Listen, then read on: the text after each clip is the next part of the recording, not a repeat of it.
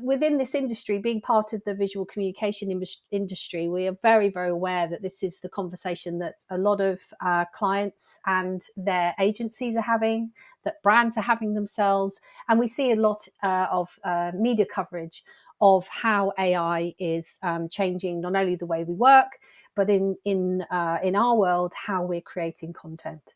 But interestingly, for us, at least in 2024, and we'll continue to see that trend in 2025, our customers are more interested in depicting AI visually. And the thing about AI is it's quite a difficult thing to visualize. And so what we're seeing is that the type of images that are being chosen are really focusing in on kind of technological futures and almost science fiction views of AI, and that tends to be the type of imagery that feels quite clinical, feels incredibly scientific, if you will. And as a result, in terms of thinking about the future, we are seeing the aesthetic of the visualization of AI becoming stronger, and we expect to see more of this very kind of technological, clinical imagery seeing that type of imagery continue into 2025. And the thing about AI, as I said, is that it's a tricky problem to visualize, because the thing itself, the hidden technology, is it's not tangible and it's not recognizable by consumers. And so what we're finding, not only in the way that we're creating the content that talks about AI, but also how our customers are representing AI, is that there is a need to align it with human input. And most businesses and most of the media coverage now is it's a bit more sensitive around the fact that AI plus humans is going to be the future of AI. So we see imagery and videos of people working on computers, or people working in a business environment, and we see these kind of digital overlays over what they're doing. So it's very much aligning the visual to not only data and digital transformation, but also that there is a human involved in there somewhere. And this, I think, is something that we weren't seeing this time last year, but we are seeing much more of as we move into this year. Now, Tristan, I know in your region especially, you've been looking into this. So did you want to talk about it from your point of view? Yeah, I think what you're talking about with the humans plus I think it's a good place to start with what's happening in America is actually with our most recent Super Bowl, where we saw AI companies or AI companies that have AI products advertising for the first time, particularly OpenAI. So, and they were really embracing this idea of the humans at the center. You know, the example that they had used, which is this like dot style animation where they showed all of these inventions over time that were all, massive innovations by humans. Fire, moving the steam engine trains and things like that, all the way through the end of this timeline with the sort of change and introduction of AI and making your life more simple, which I thought was really fascinating. And then you had this other example from Google where they showed a stay-at-home dad who was preparing for an interview. And what was really fascinating to me was that, the product wasn't the point. It was the storytelling around it. It was the human experience around it. You saw on screen a home that was really warm, that had natural light. You had him having these really beautiful moments with his daughter. And then in the background is him prepping for this interview with this sort of chatbot, this Google Gemini product, and getting ready for that transition back to work.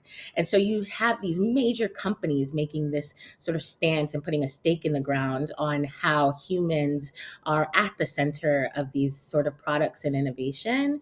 And I think that is something we also saw when it came to visuals last year and coming into this year years that you're going to see a lot more of that. You're going to see a lot more of the humans at the center, the warmth, what AI enables you to do, how it doesn't, it's not going to crash civilization. In fact, it's going to enhance our abilities as human beings. And you'll see that positivity evoked, and you're starting to see that positivity evoked in some of the choices that are being made. There's even a sort of a move away from, certain color palettes or graphic, overlays here in Amer, that I think is pointing to a signal, a really strong signal that we're about to go through this sort of aesthetic change, which I know we're going to talk about in a few moments.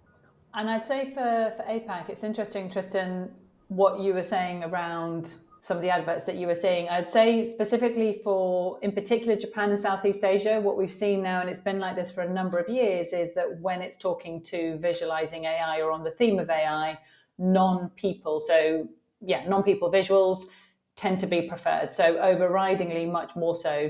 But what has been interesting, again, what I think in 2024 that's only just started to emerge for us in Southeast Asia and in Japan specifically, is those digital overlays that both Rebecca and Tristan are talking to. But whereas before they were historically more within a business setting or more in that kind of industrial setting, so making it a little bit more removed from the everyday environment, that we're now starting to see the same digital overlays, but actually in a much more casual setting, in the everyday setting of someone's home, and how AI might have the use that it might have going forward. So still that futuristic element, but definitely making it much more casual and similar to what Tristan and Rebecca are saying. I imagine that to continue for Asia Pacific too. Having a look at Europe and the Middle East, we're seeing here that there's quite a bit of differences in how people actually feel. And I think that, in essence, will reflect on trends moving forward. If we think about the fact that we had the Paris AI Summit last week, and we know that there's a huge amount of cynicism, there's a huge amount of fear, there is a cynicism in particular around whether AI will truly bring a benefit for society. And we find that British and French consumers in particular are the most cynical, where there's a bit more positivity with German consumers. And then we look to the Middle East, where United Arab Emirates, consumers in the Kingdom of Saudi Arabia are very open to AI as a technology. But when it comes to visuals, everyone wants to talk about it.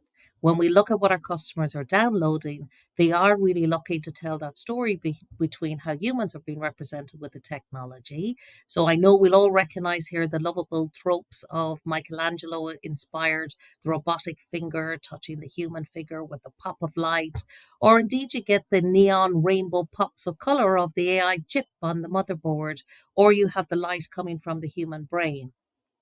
For me, though, with all of this dynamism, I think what's quite interesting is a very small trend that's beginning to bubble up here is that we're beginning to see a quietness, a stillness, a consideration for that anxiety.